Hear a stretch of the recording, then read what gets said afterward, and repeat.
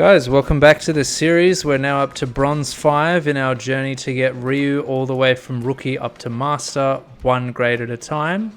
In Grade 5, for every single rank, Bronze, Silver, Gold, etc., I'm going to be focusing on stuff that your opponents do that you need to be able to check. There's a lot of stuff in this game that seems cheap, but has a pretty straightforward counter to it once you spend some time in the training room figuring it out. Now in grades 1, 2, 3, 4, when you're working on your punishes, when you're working on your wake up defense, when you're working on your neutral, whatever it might be, when you're working on your strategy, it's sometimes a distraction to go into the training room and figure out what your opponent's doing. You should still do it. I think as a general rule, if you lose a match where your opponent was just doing something continuously and you couldn't respond to it and that cost you the match, you have to immediately quit ranked, load up that character and figure out what was happening. Okay. More generally, when you get to grade 5, you should really focus on paying attention to what your opponent is doing, not what you're doing, and trying to adapt to your opponent. That's an extremely critical skill in Street Fighter, something that I didn't do enough when I first started the game because I was so focused on getting better at the things I wanted to be doing with my character. But one of the main skills in the game is adaptation. So here in Bronze 5, what I want you to focus on adapting to is what is your opponent doing on wake up.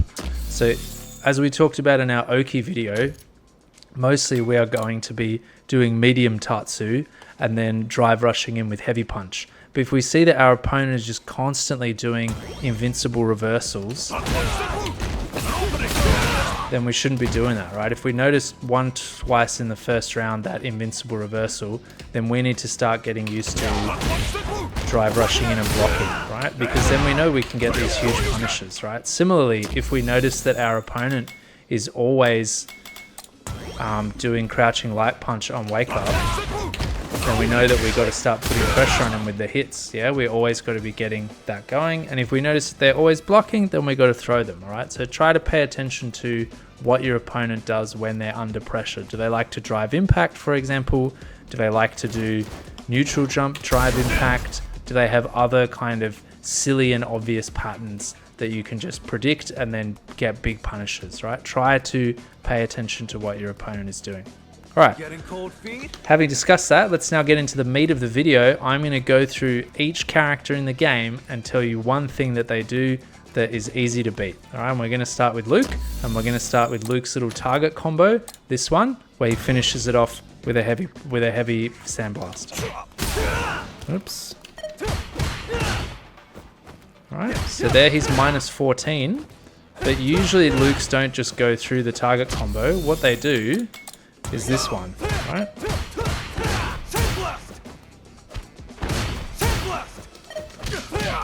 They go through and they finish with a sandblast, and then they are +2, or they're -2, right? But they're safe. You're far away from them, you can't punish them, right?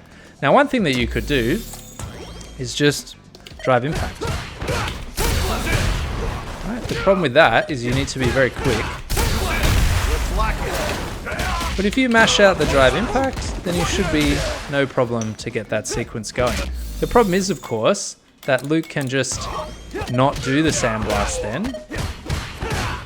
And now if you drive impact, he's going to drive impact you back, no problem. So what we ideally want is actually something that just beats all of these options and also beats his third option, which is doing the big flash knuckle.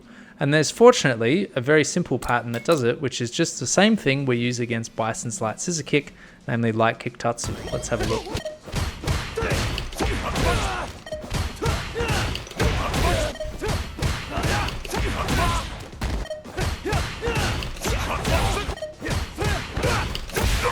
Alright, you've got to be a bit quick.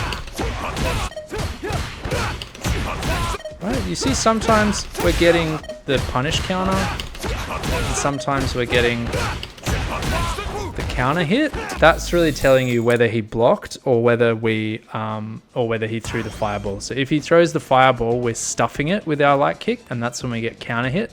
And if he just blocks, then he's minus 14, so our light kick comes out and punishes him for that.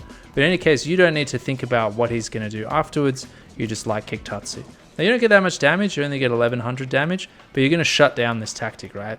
Luke's just going to stop doing it. Okay, and that's pretty cool. Sometimes what they might try to do is they might try to do the target combo and finish with an OD uppercut, and that's not going to work because Luke's minus 14. So there's really just kind of nothing you can do there, and we should really just want to be shutting down this nonsense pattern, which a lot of people in the low grades are going to use. Alright, the next character we've got is Jamie. Jamie's Wreckers, where he does sweep into target combo, or into the Wreckers, the 3 punches, is a pretty important move, but we're going to talk about that in Silver because people start using it properly in Silver. What we're going to talk about here is just a cheap move that Jamie can spam, namely Heavy Palms. Right, so Heavy Palm is a -3 button.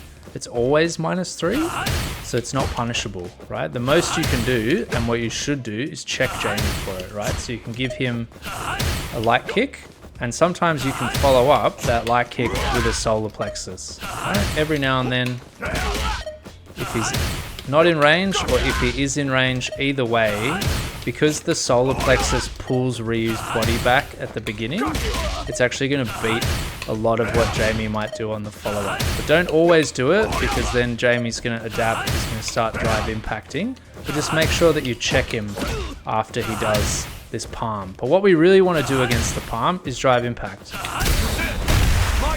No matter how late you get it, as long as he doesn't make contact with you, ooh, he can actually recover. If you get that out reasonably quick, you will be able to get the drive impact punish. Now the thing is, Jamie's will always be throwing this palm out, right? Like the palm is a good move, it's safe, it comes out really quickly, it's hard to react to, and it allows Jamie to establish some tempo control and to keep you honest in neutral. So you'll see high level players throw out the palm, but they won't be doing it constantly. They won't be bullying you with it. If you see someone bullying you with it in the low grades, just constantly throwing out palms, then start drive impacting it because it's not safe. All right, let's move on to the next character. Let's talk about Kim. Kim is what you call a knowledge check character, where she's just going to throw a whole bunch of random stuff at you, most of which is unsafe, or most of which has actually straightforward counters to it, but it's all coming at you so fast and in so much variety that it's just going to freak you out. She's going to overload your mental stack, she's going to snowball, and she's going to crush you.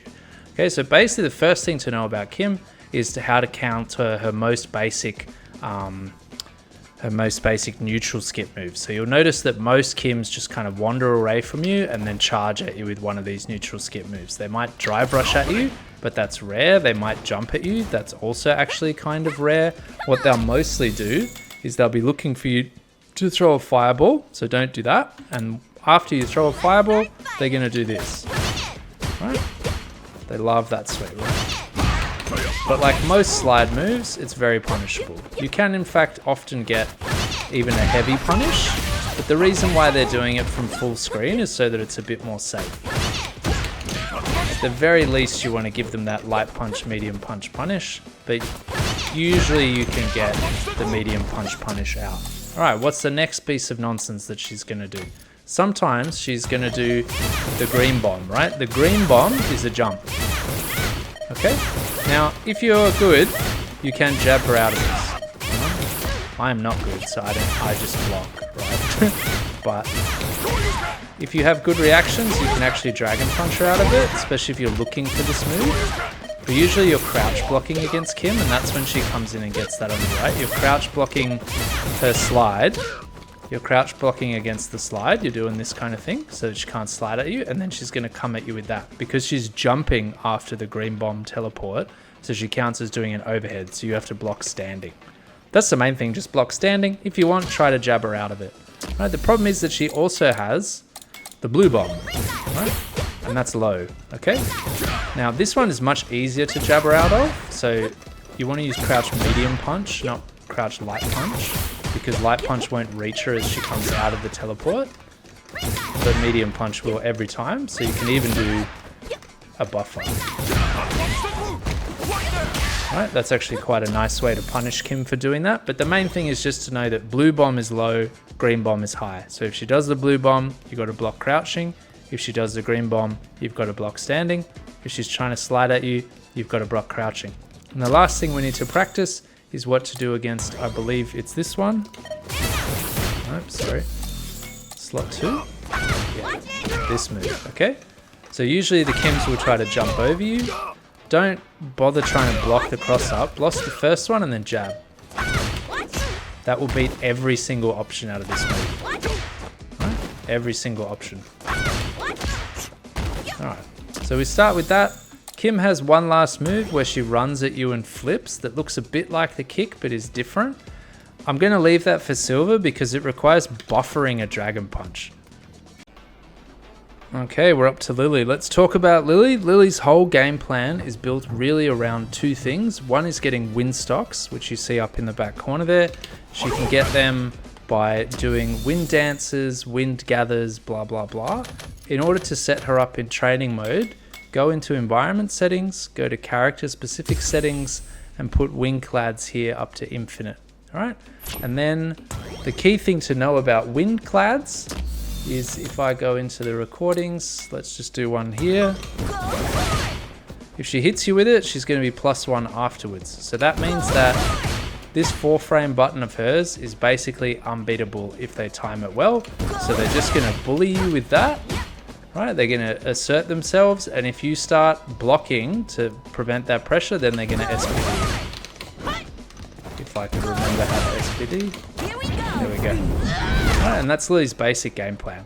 Now what is crucial to understand about this is that from this distance where we're standing right now, Lily's enhanced condor spire is only a 2-hit move. What does that mean? It means it's vulnerable to drive impact. Big punish count. Alright, and then we can get our pressure started. Lily's in trouble. Alright, but if she does it from a closer position like this, then it's going to be 3 hits and we're going to be in a much worse position. Alright, she's going to beat us. Alright, there's no way to beat her from that position. Okay, so for now, there's a lot more complex stuff that we'll talk about with Lily as we go up the grades about how she fakes wind gathers and this kind of stuff. But for now, the main thing to know is that if she's trying to do that enhanced spire at you from far away, just drive impact it. Don't let her get away with that stuff for free. We are up to DJ. DJ is one of, I would say, the most busted characters in the game. Like, you don't see him at super high level that much in Season 2 because they nerfed his damage after Season 1, but he's still really, really, really good. And he still has a lot of really brain-dead stuff that makes him super powerful against anyone who's not a pro. Like, his sway is kind of busted, his drive rush is the best in the game. He's got really long normals that make him kind of hard to fight against. So I think he's one of the better characters in the game. But because he's a charge character, most people don't really like to use him because charge characters are a bit tricky. There's a lot of stuff we need to talk about with DJ, but it's a bit complicated, so we're going to leave it for the higher grades. For now, I just want you to practice 2 things. The first is DJ's jump in with his light kick is really quite fast because it changes his trajectory, so you need to be on point with your dragon punches. Right, this little drop knee move is so quick. Right, so just be ready to hit him with the light punch. Alright, now remember that he can also do this move off his maximum when it whiffs. Let's have a look at that. Alright, don't let them get away with this stuff, right? Just be always ready to dragon punch DJ. If DJs know that they can't get away with these cheap pressure strings against you because your dragon punches are on point, then that'll really change the nature of the game and they'll start to play much more neutral. And when they start to play on the ground, then what do? They start throwing fireballs. Now, obviously, DJ has the double fireball and his OD fireball is really powerful, both of which kind of beat Ryu's fireballs pretty consistently. Because if you're doing a light fireball from here, then DJ will just OD fireball through it and drive rush him behind it, which is really powerful. Maybe they don't do it down in bronze, but they will start doing it by gold. But once you've got DJ throwing double fireballs, that is such a high commitment move. It locks him down for so many frames that at that point, you really can start doing these ones, right? And you don't see a lot of double fireballs among the pros because it's so high commitment and they're so worried about getting jumped in on. Okay, so get him to go to the ground, get him to start throwing double fireballs.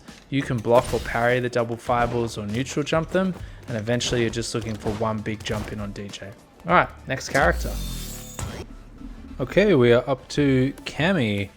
So we already talked about some of the most important things with Cammy in earlier videos. So when she does her dive kick, just remember that if it's above your knee, it's your turn. She is negative, and just try to do that light punch, medium punch, and see whether you can get the counter hit combo. And if you do, Tatsu. If you don't, just stop. The other thing to remember is that her heavy spin knuckle, which most of the low grade players are going to want to use, they're just going to run away from you. They're going to hang around here. Just walk towards them. Don't throw fireballs. Just be like, hey, do you want to spin knuckle? No, then I'm just going to keep walking towards you. And when you get to about here, then you can start messing with them. You can use this, use that, whatever it might be. And if they do spin knuckle at you, remember that spin knuckle is very, very susceptible to drive impact.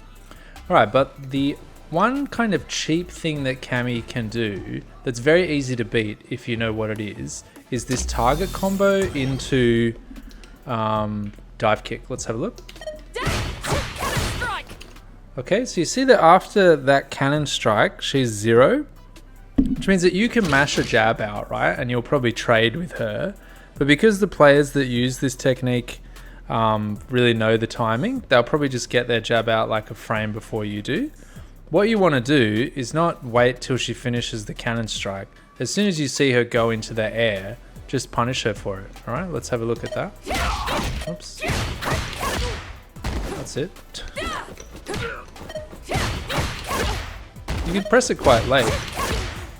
As soon as you see her go into the air, just jab. You can even get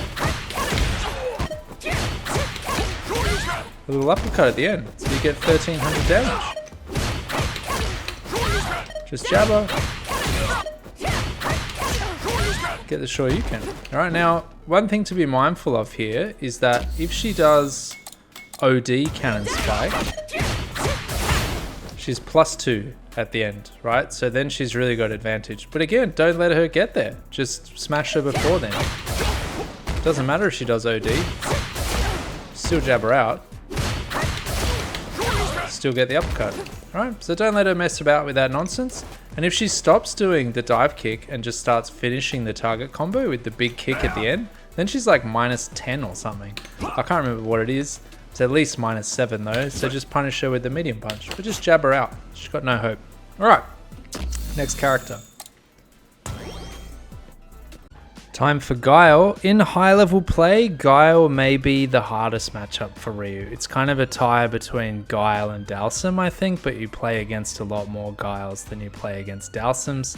And that's basically because Guile's booms are just better than your fireballs, and Guile can drive rush in behind his booms with his better drive rush than yours and apply a lot of pressure. So you need to perfect parry all the time.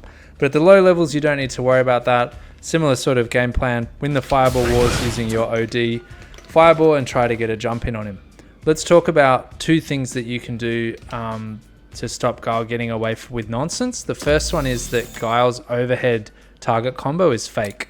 Let's have a look at that. Right, that's the one I'm talking about. If you block this high, it's -5. What do we do with that? Punish. Punish. Don't let him get away with that. Alright, the second thing we need to talk about, and this is probably more important actually, that overhead thing, that might be more of a gold issue.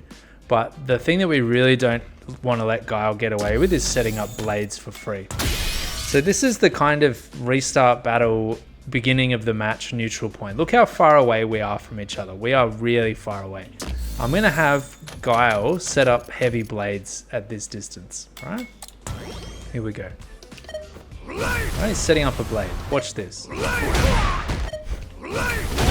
Oh, don't get hit by the blade. Look how far away I am from him. Miles away. So far away. Right? The reason why that works is because the blade extends Guile's hurt box really far forward, but it doesn't protect him from sweeps.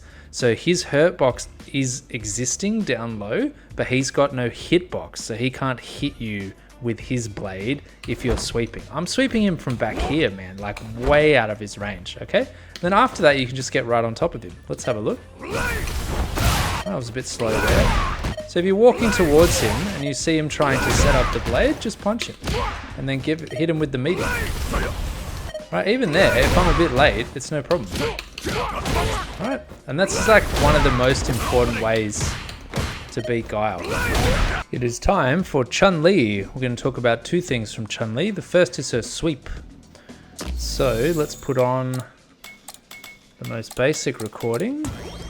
So we're starting pretty close to her here. Let's have a look at the sweep. Oops. Let's have a look. Okay, -7. All right. Now when she's close to you there, oops. What is going on? You see how hard it is to punish? Like the block stun on it is really weird. You've got to press your light kick quite early, and then you'll get the punish out. All right. It's +7. Your +7, I mean. So this is too slow. This is an 8-frame button.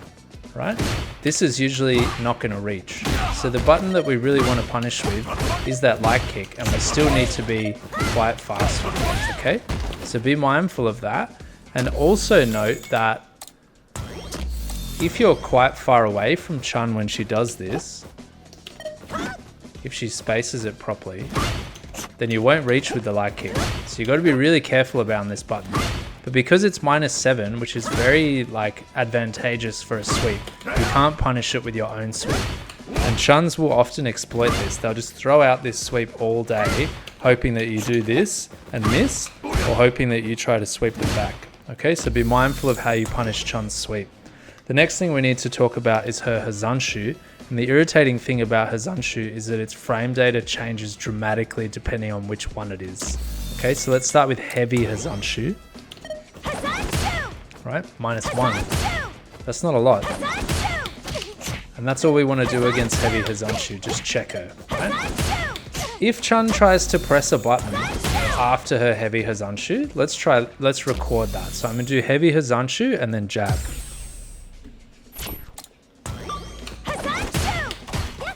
Okay, let's go back. Let's turn that on. If Chun tries to press a button after her heavy hazanshu and we've done jab light kick, then our jab will counter hit, so it'll become 6 frames. That means we'll link into the light kick, or we'll link into crouch medium punch, but she's probably been pushed too far back for that to work. So we want to do this too, right? And then we can tatsu after that, right? Let's have a look. Oops, but remember you've got to block it high. Yeah. That's how we want to punish it, right? Okay, but if she doesn't press a button, which we can show with the medium. So let's start with the medium. So the medium, I'm only +3, so I can't even punish her with a jab. Right? And if she doesn't press a button, then my jab won't get the counter hit. And then without counter hit, this light kick won't connect. It won't combo. So you've got to practice blocking standing against hazanshu and just doing these 2 buttons. And if your light punch connects, then you want to keep going into tatsu. Alright, but oftentimes it won't connect like that there, right? Because she'll be too far away. And then we just light kick check her. So this is a really annoying move because you have to be quite thoughtful about it. You can't just autopilot. You've got to notice the distances that she is from you, okay? And then finally the light hazanshu is -9. Look at that, Jesus Christ. So you can medium kick that potentially. You can probably do medium punch, right, and get a full combo. But because you never really know which hazanshu it is, and because light hazanshu is only really done in combos, I would usually just assume that it's heavy hazanshu. So let's record her doing heavy hazanshu where she jabs. We've already done that. And heavy hazanshu where she just blocks. Okay? Yeah, nice. And now we go back. We turn those 2 on. And then we just practice doing light jab.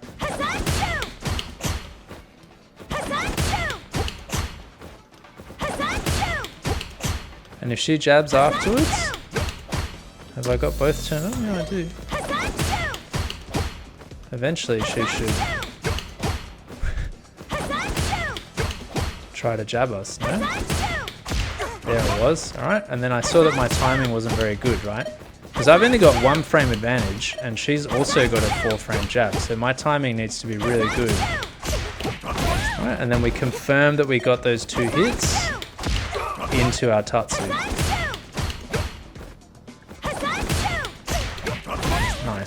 And that's basically what we want to practice against Chun. So if the Chuns know that they can't beat our fireballs for free with hazanshus, and they actually have to play the neutral and they have to try to engage with us, then it really changes the matchup. Alright, it's this dickhead Ken. I'm sure you see a lot of him down there in the low grades. Obviously with Ken we're going to have to talk about this sequence. Look at that, he took off 1.5 drive gauge. Totally absurd. Now, the reason why this is so powerful, let's try that again, is because that move there, the dragon lash, which we saw at the beginning, is +1, right? A heavy dragon lash. So he ends up in your face and he's got advantage, and he follows it up with that crouch jab, and that gives him, his crouch jab 4 frames comes out 1 frame faster than yours, so he frame traps you into that big combo. That's really nasty. If you block to prevent that sequence, then either you take big drive gauge damage, as we just saw, or he's going to throw you. All right, now the first thing to note is that Ken makes you think this is a 50-50. He's like, you're in my world now. Am I going to strike you? Am I going to throw you?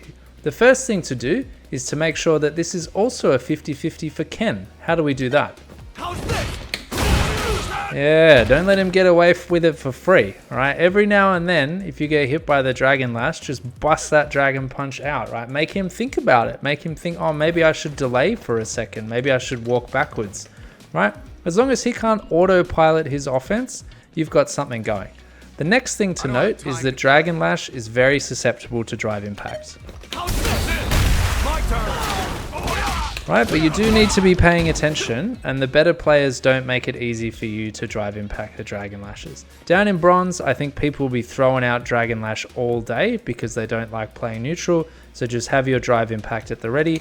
I remember as well that fireball beats dragon lash. Fireball actually beats most of Ken's options, and Ken is one of the few characters in the game where Ryu's fireball game is generally better than Ken's fireball game. So really throw out those fireballs and assert your dominance of the neutral, make him jump and beat him. Just be mindful that Ken's jump heavy punch has this incredible downward angle, so your dragon punches really better be on point. The next thing to say about that dragon lash sequence is that the Jinrai kick is also susceptible to drive impact. Let's have a look. Right, so if we're a bit late on it there, then he's going to catch us, right? If we wait till he finishes this one and then we drive impact, see how he can get ready to block in time? That means he can drive impact us back. But if we know that this guy just always be throwing out the Jinrai kicks, then as soon as you see his body moving after the 2 punches, we just run out that drive impact, okay? Ooh. Ooh. And then we're going to get him, okay? Now obviously, better level Kens can fake this and whatever, better level Kens can bait you into doing the drive impact, but down in bronze, most people are just going to be autopiloting their offense. Make sure you check their knowledge, let them know that they can't just be Jinrai kicking all day, alright? That should cover us for Ken's most basic brain dead offense variety. Ken is the best character in the game. Definitely top 5, so there's a lot of depth to this guy. There's a lot of terrifying stuff that he can do, but don't let them just do that basic dragon lash nonsense. Blanka. So Blanka has a lot of stuff that's annoying, but some of it's kind of complicated. Obviously the main thing you should be practicing down at bronze is how to punish the slide in a big way to really discourage Blanka from using that slide. You probably can't discourage him from using it because it's his main anti-fireball tool and it is very, very good. But you want to at least make sure that they're trying to do it preemptively in neutral, and when they do it preemptively, they eat 3,000 damage from you because you do this bad boy, yeah? And then they're going to be much more afraid to do it, and then you're going to be at more liberty to throw fireballs, okay? But generally you need to be careful about throwing a lot of fireballs at Blanka because he has such an easy way to punish you for it. What I want to talk about is his hot move, this thing. Oops, I haven't got recordings on. So either he hops at you and throws, or he hops at you and does that one, right? The electricity. Okay. In any case, you can beat this with jab. You just need to hold your jab. So what they're counting on is that you do the jab too soon, and then your jab whiffs there in the space they've just vacated, right? And they especially do this on wake up, right? So if you're mashing jab on wake up, Blanka will just end up behind you. And you need to just hold that jab for a bit, right? It's better to hold it for a long time than mash it out too quick, okay? But make sure he's past your body before you press the button. Okay, now that's obviously difficult on wake up because you forget that he's got other things that he wants to do, but that's the key thing. We're using that jab. Don't let them get away with the hops. Let's talk about Dhalsim. So basically Dhalsim is a zoner. You know, he's got these like mad stretchy limbs. Low level Dhalsims are probably not very good. Dhalsim's a very, very hard character to use. I'm trying to play him at the moment because high level Dhalsims are terrifying, like such a scary character, so hard to play against. I think Ryu's worst matchup actually, because your drive rush just means that they can stay away from you, and this zoning pattern is really, really good. Down in the low grades, most of the Dhalsims will just be doing stuff that's very susceptible to drive impact, so they'll do stuff like this. Right? And when you try to punish their sweep, the fireball will hit you on the head, right? But if you just do drive impact, it'll armor both the sweep and the fireball over the top, right? So you don't really need to worry about that one, just drive impact it. Similarly, all the rules that apply to your zoning as Ryu also apply to Dhalsim zoning.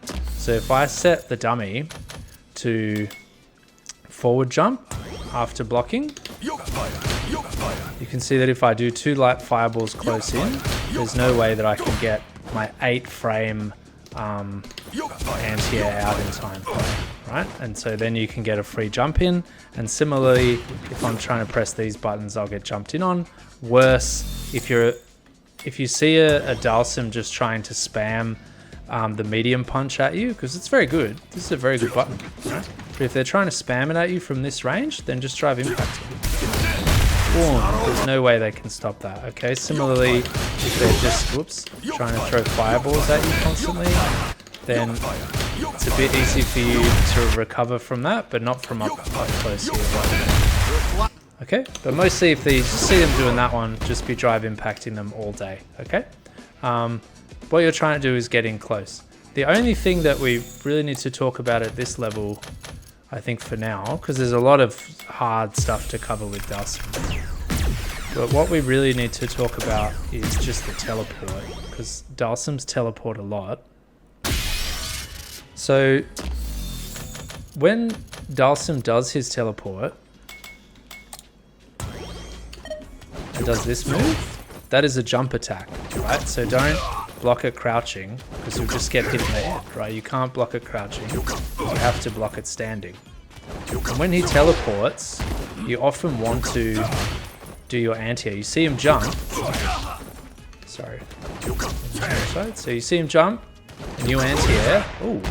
So you can sometimes get an autocorrect on the anti-air, but usually you're too slow, and then that happens.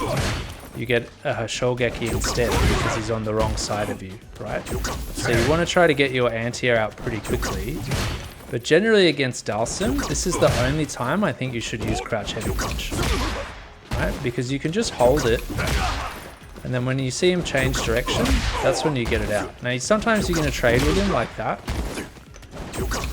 but in a lot of ways it's actually safer than Dragon Punch, right? Because you don't need to worry about getting the auto correction on your Dragon Punch. You don't need to be that fast. You just wait for him to do the teleport, and then you uppercut him. Okay, next up we have Honda. And in order to show you what to do against Honda, I'm actually going to use Honda because we're going to do his stuff on repeat. And we're going to have Ryu doing our favorite move, in block reversal, just have him do standing light kick, okay? Now you'll notice that standing light kick actually beats most of Honda's nonsense. It doesn't punish him for it, but it checks him, right? So if I do heavy headbutt, right? And then after heavy headbutt, I'm going to be mashing light punch like this, right? Right? Doesn't come out, right? What if I do medium? No, doesn't come out. What if I do light? doesn't come out, right? There's just no way for me to continue my pressure after headbutt. Ryu doesn't get to punish me, but he does get that light kick out. And what a lot of Honda players are going to do is they might block after the light punch, but then they'll back up, and because all they want to do is keep throwing headbutts at you forever until they've got you in burnout. Because when they've got you in burnout, usually they're -3, but once you're in burnout, they're going to be +1. Okay, and then they can start to really mess with you on this kind of stuff, okay? Because their 4-frame jab is then going to come out faster than your light kick. So don't let them get you into burnout, okay? There's 2 ways to do that. One is to parry against the button. We can do that against block type drive parry, right? Right, so if you just get into the habit of trying to parry Honda's headbutt, then he won't be able to burn you out, and then you just light kick him. Remember that occasionally after light kick, follow up with your solar plexus punch, right? And so if Honda's trying to back away, you're going to catch him with that solar plexus punch, and then you're going to be +2, and you can continue with either light punch, throw, pressure, right? Now, that's really talking about headbutt, so headbutt's kind of shut down, but we also need to have a look at butt slam, which is more of a problem. Let's have a look. Right, so we end up quite far away. Let's just put this back to block, and let's go back to standing light kick. All right, so if I hit him on the shoulder, if Honda catches you right on the edge of your front hitbox, then your light kick's not going to reach, and then you're going to be in trouble if he presses medium punch, right? Because I think he can then even do this kind of thing. So let's have a look.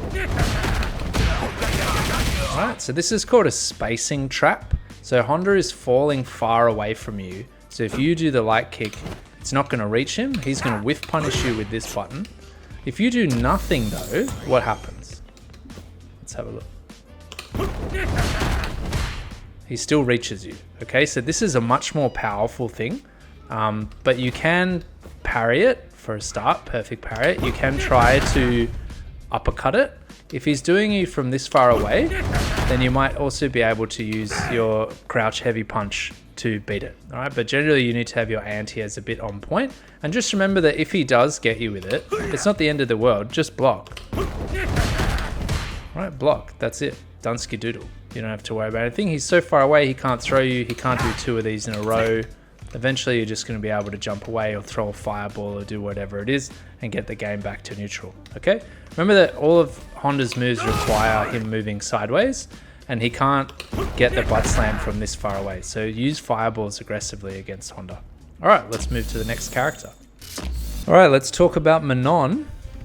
Manon has a bunch of moves that are really annoying, but they're all unsafe. So you just want to learn about these moves and how they're unsafe if they're not spaced well. And high level Manon players, even by gold, will start spacing it much better, but down here in bronze, they won't be. So let's have a look. Start with this move. All right. This move is -24. It's 2 hits, which always catches me out. Right, but if you do manage to block it, then you can punish her so bigly, right? And you just got to load it up in the training room, have her walk around, and then do that at random, right? Sometimes people are going to do a mix-up between that and an overhead when you wake up, and both of those are punishable with drive impact. All right, so sometimes against Manon, especially bad Manons, you can wake up with drive impact. All right, that move's super annoying, but -13. So again, get your heavy punish going, right? And the nice thing about Ryu's heavy punish is heavy punch goes super far. So that Manon really needs to space that out very well if she wants to avoid getting punished for that. Next one. What have we got? This move. Now this move is much harder to punish, right? It's an overhead for a start, so you have to block it standing. It's -9. But even that move, you've got to get it out frame perfect in order to punish her, and then you don't get much of a combo afterwards. Your medium punch is not really going to reach in most cases, but you might be able to risk that out once you get the timing right. Okay, so that can be worth it, especially as you get better, because after drive rush, you're still safe. Right? Okay, but generally speaking, that one, I just try to check the Manon. make sure that she's not going to try any fancy business afterwards, okay? The real thing that we need to practice against Manon is this one. I hate this move so much. All right, let's have a look. I'm going to reset the play. I've got to get a bit closer to her for this one. Here we go. All right, now this is an overhead, the second kick. All right. All right. The first kick you can block, but then it's an overhead. So if you're crouching, then she's going to hit you. So make sure that you stand up. All right. If you do, it's -11. All right, so you can get a big punish on it. You just got to be able to, and then watch out if she cancels it, but then you should be able to block it out. All right, so just practice standing up. Right, Manon is currently considered the worst character in the game, and it's because all her moves are super punishable. Okay, let's discuss Juri. So I think the first thing to talk about with Juri is her dive kick, which players will try to use against your fireball. Let's talk about why they would try to use it against your fireball. So when you're at this kind of full screen range like this, if someone were to neutral jump at you, so we've got Juri here just neutral jumping, right? She's not going to reach you from there, so you wouldn't really uppercut, right? In fact, you will whiff if you uppercut from there, right? And she sticks out no button. So oftentimes you're just going to fireball, and she's going to land on the fireball. And so they know that, and so when they're at the top of their arc, what they're going to do is do the dive. All you need to do is Dragon Punch heavy. So the heavy Dragon Punch goes really far. So when you see someone jumping at you from far away like this, try and practice using your heavy Dragon Punch, okay? Then when she does dive kick, you'll just beat that too. Oh, that was weird. Generally speaking, you're going to beat it, okay? And if she neutral jumps, you're going to beat that too. Right, you can hold it for a little bit to see which one of them she does and try to get it lower down where you get more damage. It doesn't really matter. Just let her know that she can't do cheap stuff against you. Alright, next character. Alright, it's time for Zangief. I've heard that modern Zangief is one of the most common characters in the low grades and also one of the characters with the highest win percentage. So I think it's worth practicing against him. The first thing to note is that his wheel kick and sweep Oki is very susceptible to drive impact. So let's start with that. Okay, so what I'm going to record him doing is spin piledriver and then drive rush into wheel kick.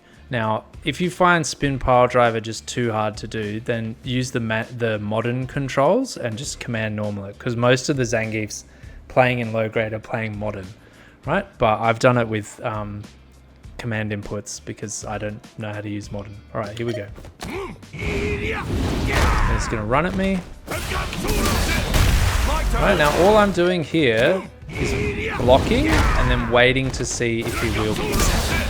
All right, and as soon as I see the startup animation for the wheel kick, it's a free drive impact. Honestly, there's like nothing he can do.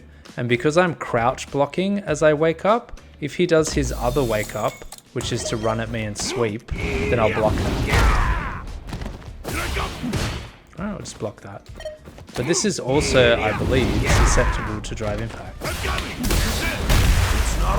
Right, punch counter.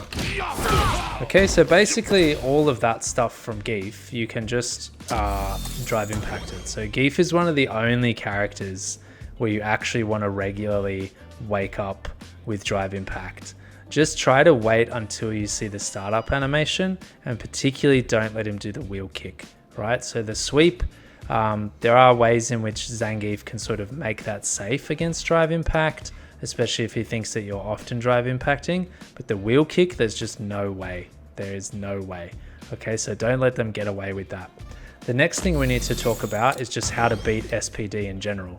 So one thing that you'll see a lot from Zangief's, let me just restart the battle here, is this pattern, which is like silly, but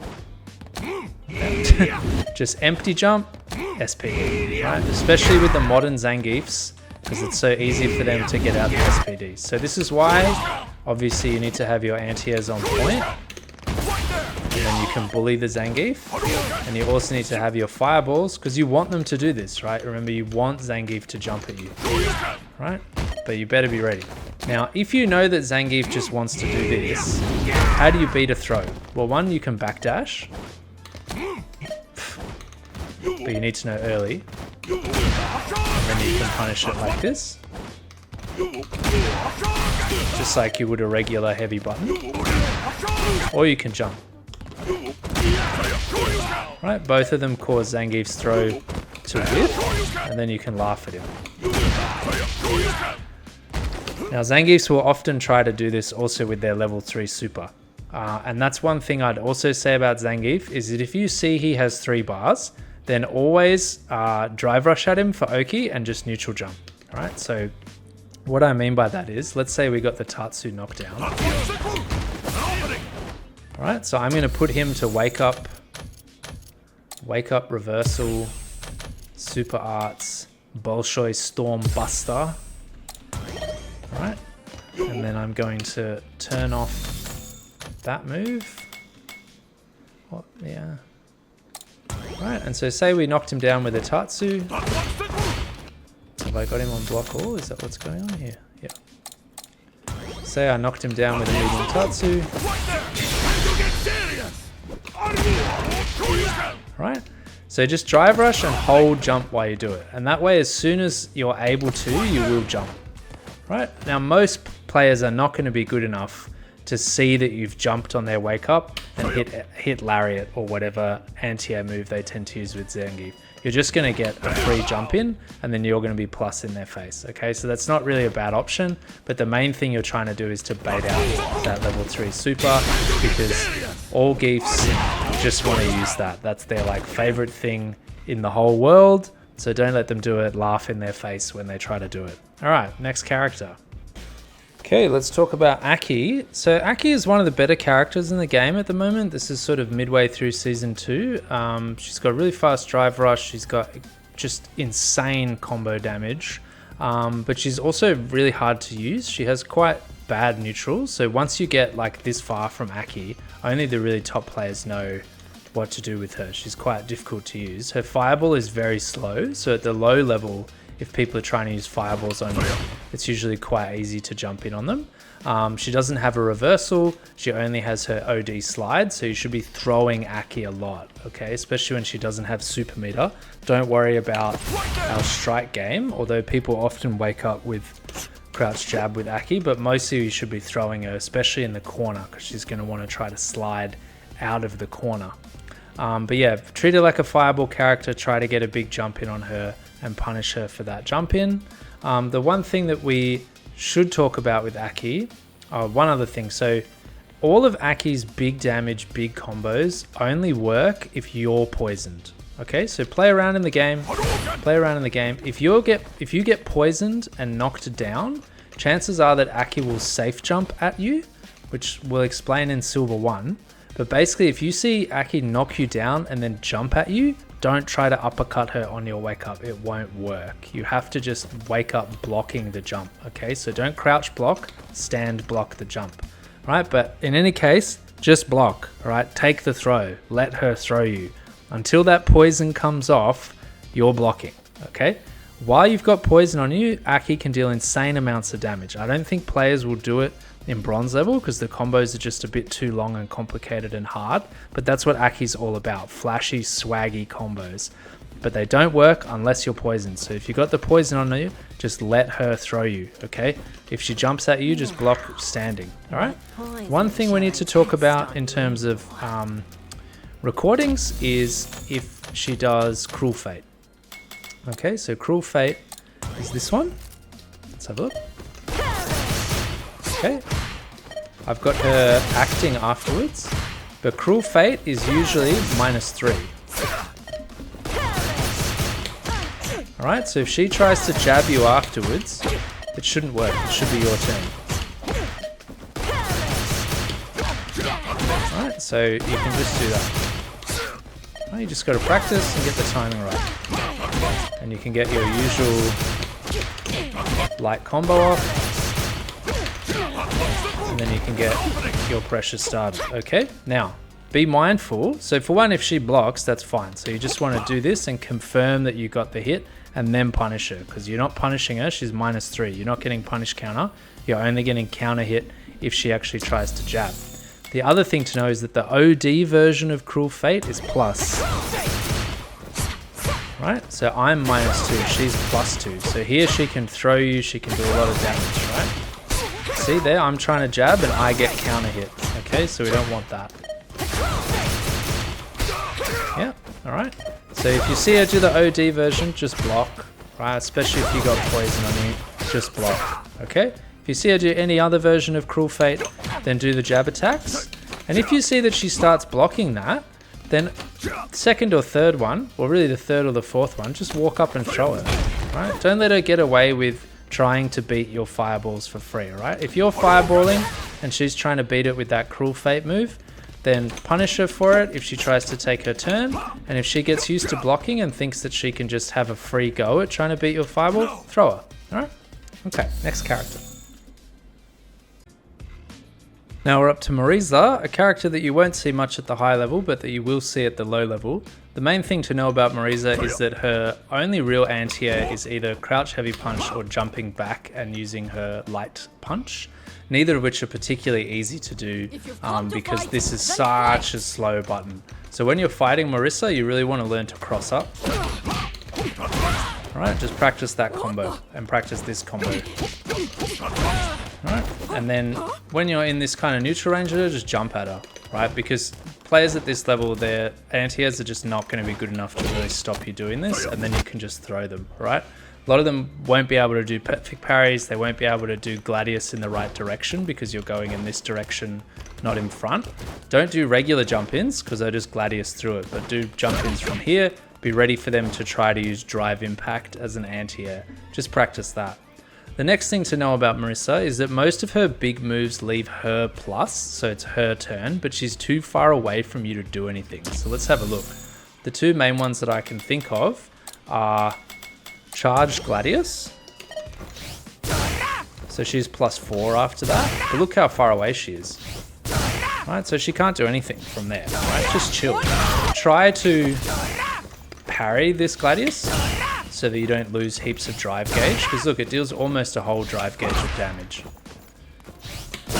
Right, but just try to parry it, okay? It's the same thing for Superman Punch, which I believe I have here. Yeah, so heavy Superman Punch, she's +2. You can try and react to it with a Dragon Punch. It's also drive impactable, but be careful because EX Superman Punch is not drive impactable. Right, she just blasts through. And it's pretty fast, so I find that my reactions aren't really good enough to do Dragon Punch on it. But it is an air move, right? So Dragon Punch is invincible to it if you can get the Dragon Punch out. But in any case, again, if she hits you with it, you're really far away. So she can't do anything. If she tries to walk towards you to throw, then we use our tactics from when we were training against Akuma on his Oki and make sure that we jab check her as she's walking towards us. Alright, the last thing to know about Marisa is that you want to punish this sequence. Right, that move is -16. So punish the shit out of it. Gladius is not punishable. Right, Gladius is -5, so sometimes you can use light kick, but usually you're too far away. What you want to do against Gladius is parry it. Right, now when you're just starting out, just parry it so that she doesn't get drive gauge damage on you, but as you get better, try to perfect parry it, alright?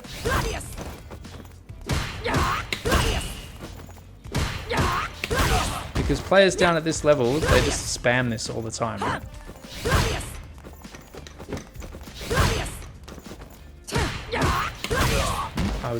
You've got to be really late with it, so it's hard. Right.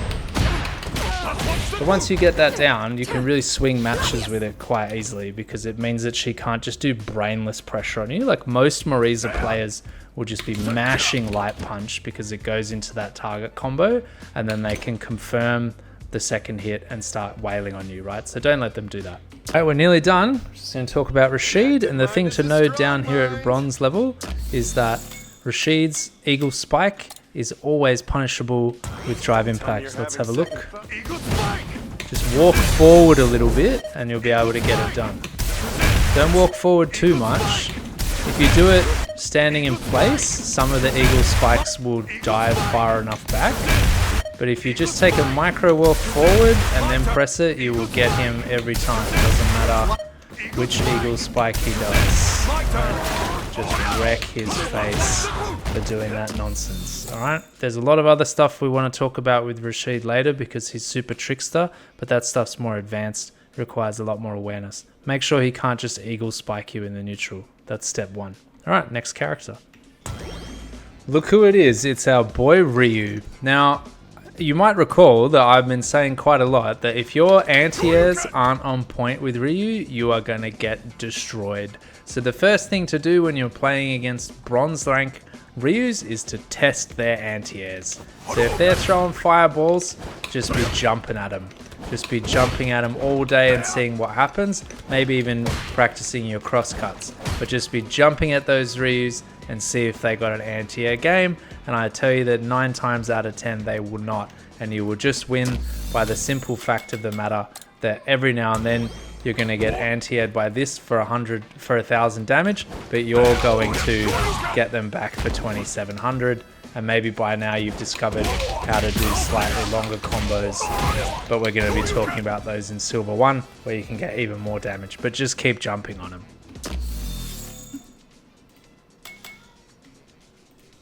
Up to JP. This guy is a bit of a scrub killer because he has a high-low mix-up in his fireballs that's quite devastating if you don't know what's going on, and his command grab is also pretty devastating if you don't know what's going on. But one key thing to know about JP is that he really doesn't like this range. Like, none of his kind of fireballs and stuff work particularly well here, and you can drive impact him quite easily from this range if he's throwing them out really easily. You can also jump him quite easily at this range. So try and stay at this range. At this range you can throw fireballs at JP, but don't walk away from the guy, right? Don't give him space. Try to get in his face, and when you do get opportunities, really make them count. Now the main thing you need to practice against JP is recognizing his different fireballs by their sound effects, starting with the command grab, okay? So get into a situation like this, set up the command grab, and learn to recognize it, right? Obviously you can have him walk around a bit, but recognize the command grab and try to jump on him when he does it. Jumping stops the command grab, whereas this one, the fireball command grab, backdash also stops, right? But you don't want to backdash. Usually you would. Usually backdash is a great way to beat command grabs like Zangief's SPD, but here we really want to take the opportunity to punch JP in the face, right? Okay, we want to punish him for using that command grab. Okay. Phenom, who's a Scandinavian player, said that JP would be a better character if he didn't have the command grab, because JP players wouldn't throw it out as a very high risk move and get punished and beat for it. So make sure that you are beating JPs that throw out the command grab. Recognize when it's happening. They'll often do it at the end of pressure strings. They'll run at you and they go jab, jab, jab, and then command grab. Just learn to neutral jump in those situations. But in any case, learn to just press jump on reaction. All right, the next thing that we need to worry about is recognizing his highs and his lows, okay? Let's have a look. So the one that's coming from high is actually higher up on the screen. So when you see that, just remember to stand up to block and practice that. The one that's coming down and hitting you behind your knees is actually lower on the ground. So you can recognize which one's which and just be practicing. Okay, and also practice drive impacting or throwing or punching him from the jump in. Okay, the other thing you need to know about these moves is that if you just parry, it's so much better. All of JP's fireballs take off quite a lot of drive gauge, especially his spikes, this one. Right? So if he hits you with a pierce and a fireball, you've probably lost a whole drive gauge by now. If you parry, then that doesn't happen. Right? So you want to generally get in the habit of parrying against JP. So he's got his fireballs, he's got his pierce.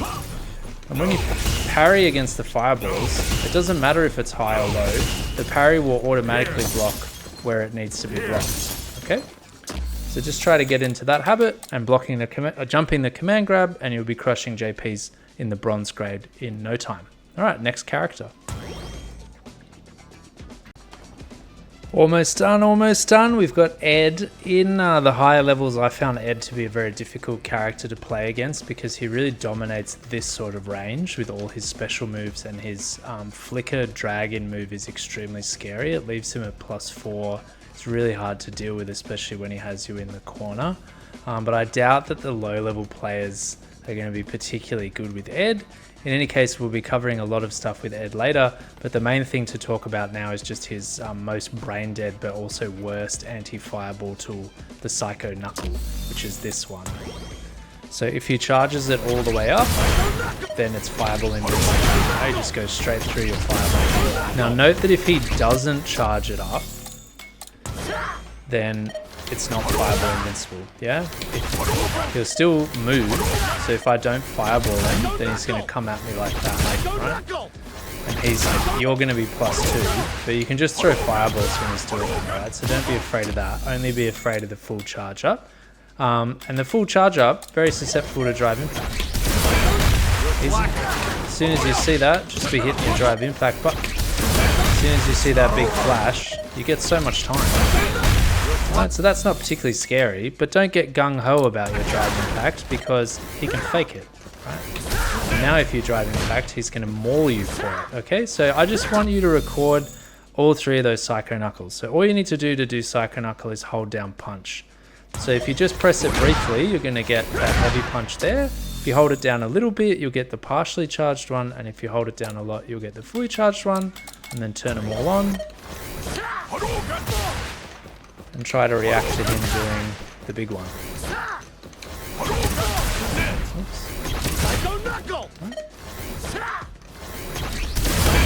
Boom. Boom. Alright. That's what we're doing. Don't get beat by the fake ones. Oops, yep, see there I went. Okay, but that's basically it. We're just going to practice that a lot. Okay, it's not a very good move, but you need to shut it down in the early game. Basically, anytime a character has an anti-fireball tool, you need to represent to your opponent that they can't use that anti-fireball tool in a really mindless way. They have to be at least thoughtful about it. And if you do that, then they won't use as much and you can establish your fireball game. If you can't get your fireball game going, you can have a really hard time with Ryu. Alright, next character. Okay, next up it's Akuma. We talked a bunch about Akuma's wake-up pressure already in the previous video. Let's talk about his most brain-dead ground move. Also, just not a very good ground move. Like, you won't see the pro players use it a lot, but you'll see scrubbier players use it all the time. And what I'm talking about is this button. Why do they use it all the time? Because it's +3. See? +3. Akuma's at advantage. So if he hits you with both kicks, don't press a button because he'll wail on you. Okay? But look, if you're crouching, that second kick goes over your head and you're +13. Right? Right, so as soon as it goes over your head, press the medium punch. I mean, you can even, presumably, yeah, get a heavy punch punish. But I've never reacted in time, right? My reaction time sucks. So I just wait for him to go over the top and I actually hit him with that punish, right? Just to make sure that I really get it. Right, because a lot of Akumas, when they go over your head, they'll actually try to jab you. I'm not quite sure why, I really just block. But in any case, don't let him get away with that. This move is also susceptible to drive impact, but not much, right? It's better just to be crouch blocking and smacking, okay? If he does hit you with it, he's often kind of far away. No, he's not. So he can throw you as well. It's just a bad situation to be in. But like Ken's Dragon Lash, don't let him always just get free pressure on you. Sometimes you want to hit him with the uppercut. Because he's going to think it's his turn, so he's going to try to throw you or strike you, and then you just occasionally want to hit him with the uppercut. But mostly you want to just be crouch blocking. See that? Right? A lot of what Akumas do is they walk backwards and then they press that button. So make sure you get used to punishing that whenever it swings over your head. Alright, it's just a reaction thing, just drill it into your body. Alright, last and final character.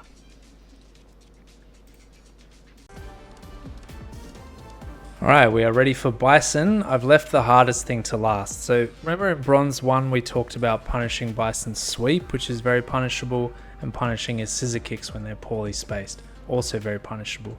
Now we're going to talk about what to do against his stomp, which is genuinely like pretty hard. I mean, once you get the hang of it, you can certainly mess him up with your dragon punches in particular. But because occasionally you're just going to miss and then he's going to deal so much damage to you. So you need to record a bunch of stuff from Bison. So first we're going to record the most basic stomp, this one, right? Now remember that it's an overhead, so if you block it crouching, you're going to get smashed, okay? Right, but he's just going to stomp us and then devil reverse in front. Right, so sometimes you can back away, but in a real match that wouldn't really work. Then you want to record this one. Right, that's the fake. That's the most irritating one. Right, because if you do a dragon punch there, because you think he's coming at you, and you're going to whiff that dragon punch, and he's going to punish you bigly. Alright, next one. The devil's reverse. Alright. This one's the easiest to punish. And then lastly, right, the reverse, where he swaps to the other side, he crosses you up. Okay, this one might take you a bit of practice. You've got to stomp, and then after he stomps, you've got to hold over Ryu's head so that you cross up to the other side, and then press punch early enough that it comes out. Okay, once you've got all 5 of those on, just practice them one by one. All right, so here's the most basic one. And what we always want to do with Bison's head stomp is we want to wait until something happens. Right? And usually against head stomp, you can even just crouch heavy punch. Right? It actually works pretty well, but just be patient with it. That head stomp comes out pretty quick. Right? Okay, if you move too soon, then you'll get baited. So then put the bait in and practice, not reacting. Okay? Just practice not reacting. Practice moving backwards. Alright, once you've got those two, then put just the devil's reverse in and just practice uppercut. Oh, that's why it's such an annoying move. Because sometimes it will just fly straight over your head, right?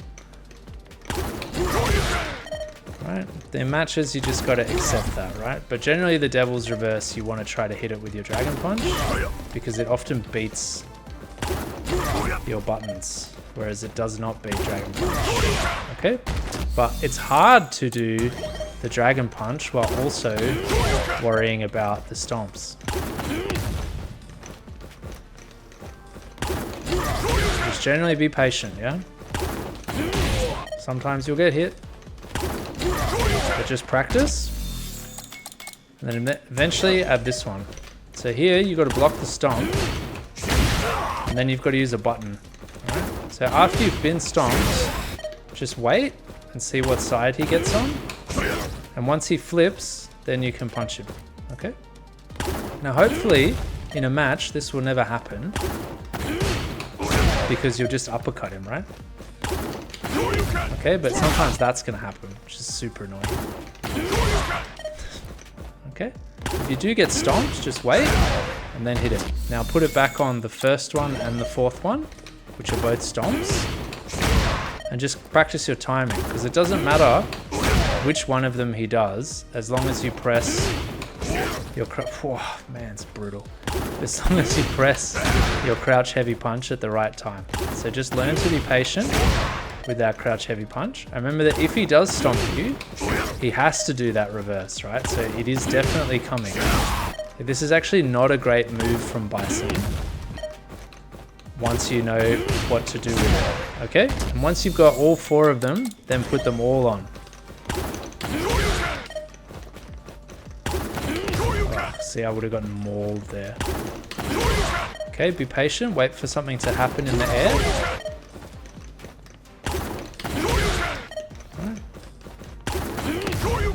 See, I would have gotten mauled, right? Oh, that's the worst. That's so annoying. Okay, but in any case, just keep practicing.